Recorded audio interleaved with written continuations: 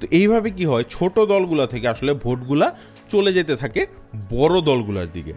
Eventually আমার দুইটাই বড় দল বেঁচে থাকে এবং এই দুইটা এক্সিস্ট করে। আমরা পৃথিবীর অনেক দেশেই দেখি যে একটা টু পার্টি সিস্টেম এক্সিস্ট করে, যে নির্বাচনের ফলাফলের সময় দেখা যায় যে দুইটা বড় পার্টি সবচেয়ে বেশি ভোট পায়, বাকি পার্টিগুলো খুবই ছোট বা খুবই ইনসিগনিফিকেন্ট সংখ্যা ভোট পায়। যেমন আমরা যদি বাংলাদেশের দিকে তাকাই, দেখব এখানেও বড় দুইটা রাজনৈতিক দল, এরাই ম্যাক্সিমাম ভোট পায় সবসময়। আমাদের ইন্ডিয়ার ক্ষেত্রেও দেখব কংগ্রেস এবং বিজেপি, এই দুইটাই বড় দল। ইউএসএতেও একই অবস্থা, ডেমোক্রেট রিপাবলিক দুইটাই বড় দল। তো ডেমোক্রেটিক সিস্টেমে মানুষ নিজের মতো ভোট দিচ্ছে, তো সেখানে তো অসংখ্য দল এক্সিস্ট করার কথা। কেন দুইটা পার্টি সবসময় সিগনিফিকেন্ট পোর্শনের আসলে ভোট পায়? তো এটার বিভিন্ন কারণের মধ্যে একটা অন্যতম কারণ হচ্ছে আমাদের ভোটিং সিস্টেমটা, যে আমরা কিভাবে ভোট দেই। তো আমাদের ভোটিং সিস্টেমে এরকম একটা ব্যালট পেপার থাকে, সেখানে বিভিন্ন দলের মার্কা বা নাম দেওয়া থাকে। আমরা সেখানে একটা মার্কাকে সিলেক্ট করি এবং ইভেনচুয়ালি হিসাব করে দেখা হয় যে কোন মার্কাটা সবচেয়ে বেশি ভোট পাইছে সেই জিতে যায়। তো ভোটিংয়ের এই যে সিস্টেমটা, এটাকে বলে first past the post voting. এটা আরও কয়েকটা নামও আছে, কিন্তু এটাও একটা পপুলার নাম। তো এই ভোটিং সিস্টেমটা পৃথিবীর বিভিন্ন দেশে প্রচলিত, বাংলাদেশ, ইন্ডিয়া, ইউএসএ, কানাডা, আফ্রিকার অনেকগুলো দেশে ঠিক এইভাবে ভোটিং হয়। তো আমরা ধরে নিলাম এই ভোটিংটার রেজাল্ট হলো এরকম, এবং এখান থেকে দেখা যাচ্ছে যে ঘড়ি মার্কা সবচেয়ে বেশি ভোট পাইছে 30%। যদিও এই 30% ভোট নিয়ে তারা সরকার গঠন করতে পারবে কি পারবে না সেটা অন্য হিসাব, কিন্তু মোটামুটি আমরা প্রিন্সিপালি দেখতে পারি এখানে ঘড়ি মার্কা জয়ী হইল। তো যদিও আইডিয়াল কেসে এরকমই হওয়ার কথা যে ঘড়ি মার্কা সবচেয়ে বেশি ভোট পাইছে, তার থেকে কিছু কম পাবে বেলুন মার্কা, আরও কিছু কম পাবে হয়তো মোমবাতি, এরকম সবাই কিছু কিছু ভোট পাবে।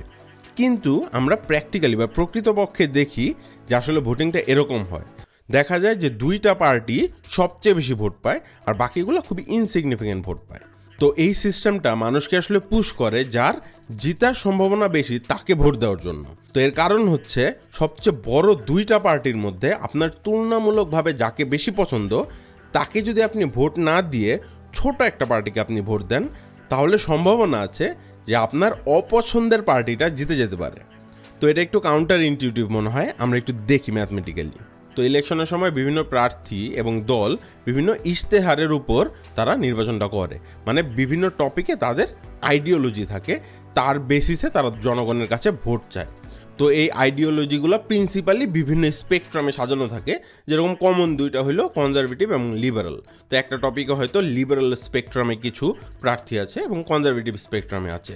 তো তারা তাদের সেই ম্যানিফেস্টোগুলো জনগণের কাছে প্রেজেন্ট করে এবং জনগণ যারটা বেশি পছন্দ হয় তাকে ভোট দেয়। তো যেমন এক্সাম্পল হিসেবে আমি যদি ধরি যে একটা নির্বাচনী ইশতেহার হচ্ছে কোনো দেশের জাতীয় প্রাণী কি হবে। তো এখানে ধরা যাক একটা প্রার্থী সে বলল জাতীয় প্রাণী হবে খরগোশ, কারণ খরগোশ রিপ্রেজেন্ট করে পিস, শান্তি, নিরীহ একটা প্রাণী, এটা পিস প্রমোট করে। এবং আরেকটা প্রার্থী বললো যে না, আমাদের রিপ্রেজেন্ট করতে হবে স্ট্রেংথ, যে আমরা খুব শক্তিশালী একটা দেশ, তো সেই স্ট্রেংথটাকে রিপ্রেজেন্ট করার জন্য আমাদের জাতীয় প্রাণী বা প্রতীক হইতে হবে সিংহ। তো এটা মোটামুটি একটা স্পেকট্রাম। তো এখানে দুইজন প্রার্থী দাঁড় হয়েছে, ধরলাম এ এবং বি। এ হচ্ছে খরগোশ বা নীল দলে, আর বি হচ্ছে সিংহ বা লাল দলের দিকে। ধরে নেই আমাদের কাছে 100 জন টোটাল ভোটার আছে। তো এই ভোটারগুলো ভোট দিল র্যান্ডমলি। তো প্রার্থী এ 45টা ভোট পাইলো আর প্রার্থী বি পাইলো 55টা। তো এই নির্বাচন থেকে প্রার্থী বি জিতে গেল এবং সিংহই হইল সেই দেশের জাতীয় প্রতীক। তো এখন আমরা আরেকটা সিচুয়েশন চিন্তা করি যেখানে আরেকটা প্রার্থী দাঁড়া হয়েছে, সেটা হচ্ছে সি। তো সি একটু ছোট প্রার্থী বি এর থেকে, তো সি এর আইডিওলজিটাও বি এর সাথে অ্যালাইন্ড। তো ধরেন আপনি আগের বার বি কে ভোট দিচ্ছেন, তো যখন সি দাঁড় হইল তখন সি এর অন্যান্য কিছু আইডিয়া আপনার পছন্দ হলো বি এর থেকে বেশি, কিন্তু আপনি চান দেশের প্রতীক আসলে স্ট্রেংথই হোক। তো আপনি বি কে ভোট না দিয়ে এবার সি কে ভোট দিলেন। তো এবার যদি আমরা ফলাফল দেখি যে এর যা ভোট ছিল তাই আছে 45, আপনি তো আর এ কে ভোট দিবেন না, কারণ আপনি স্ট্রেংথে বিশ্বাস করেন।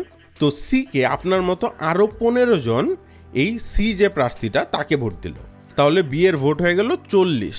তো এই যে বি এর যে আগে 55টা ভোট ছিল সেটা এখন 2 ভাগ হয়ে গেল, ছোট দলটা পাইলো 15টা আর বি পাইলো 40টা। এই ক্ষেত্রে কিন্তু এখন এ জিতে গেল নির্বাচনে। মানে আপনি বা একদল লোক যারা আসলে আগে বি এর সাপোর্টার ছিল, তারা যখন বড় দলটাকে ভোট না দিয়ে ছোট একটা দলকে ভোট দিল, তো তখন আপনার অপছন্দের যে প্রার্থীটা ছিল এ, সে জিতে গেল নির্বাচনে।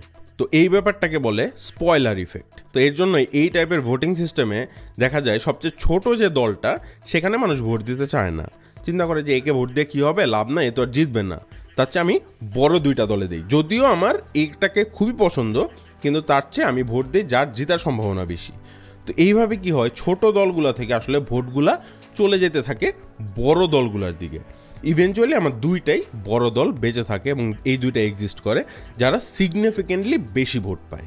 তো এখন কোশ্চেন হতে পারে যে এছাড়া আর কি কি ভোটিং সিস্টেম আছে, আমরা তো এটাই জানি। তো এছাড়াও আরও বেশ কিছু ভোটিং সিস্টেম আছে পৃথিবীর অন্যান্য জায়গায় এবং অন্যান্য অর্গানাইজেশনে বিভিন্ন ইলেকশনের সময় এই ধরনের ভোটিং সিস্টেম ব্যবহার হয়। তো তার মধ্যে একটা হলো যে আমি কোনো একটা দলকে সিলেক্ট না করে আমি র্যাঙ্ক করব, যে কাকে আমার সবচেয়ে বেশি পছন্দ তাকে দিব 1 নম্বর, কাকে আমার একটু কম 2, 3, 4 এরকম করে করে সবগুলো দলের মধ্যে আমি একটা র্যাঙ্ক করব, সেটাকে বলে র্যাঙ্কড চয়েস ভোটিং সিস্টেম। তারপর আবার আরেকটা সিস্টেম আছে যে সেখানে আমি একটা নাম্বার দিব, যে আমি লেটস সে -5 থেকে +5। -5 মানে একদম পছন্দ করি না ওই দলটাকে, আর +5 মানে সবচেয়ে বেশি পছন্দ করি। তো -5 থেকে +5-এর মধ্যে আমি বিভিন্ন ধরনের মার্ক দিব সবগুলা দলকে। তো এটাকে বলে রেটেড ভোটিং সিস্টেম। তো এই ভোটিং সিস্টেমগুলা যদিও আমার যে স্পয়লার ইফেক্ট আছে সেটাকে মিটিগেট করতে পারে, কিন্তু এগুলারও নিজস্ব অন্যান্য সমস্যা আছে। তো এই বিষয়ে রিসেন্টলি ভেরিটাসিয়াম চ্যানেল থেকে একটা ইনডেপথ ভিডিও বানানো হয়েছে, আপনারা চাইলে সেটা দেখতে পারেন। সেটা হচ্ছে why democracy is mathematically impossible. সেখানে এই প্রত্যেকটা ভোটিং সিস্টেমের ইনডেপথে যে দেখানো হয়েছে যে ম্যাথমেটিক্যালি কোনোটা দিয়ে আসলে ট্রু রিপ্রেজেন্টেশন সম্ভব না মানুষের মতামতের।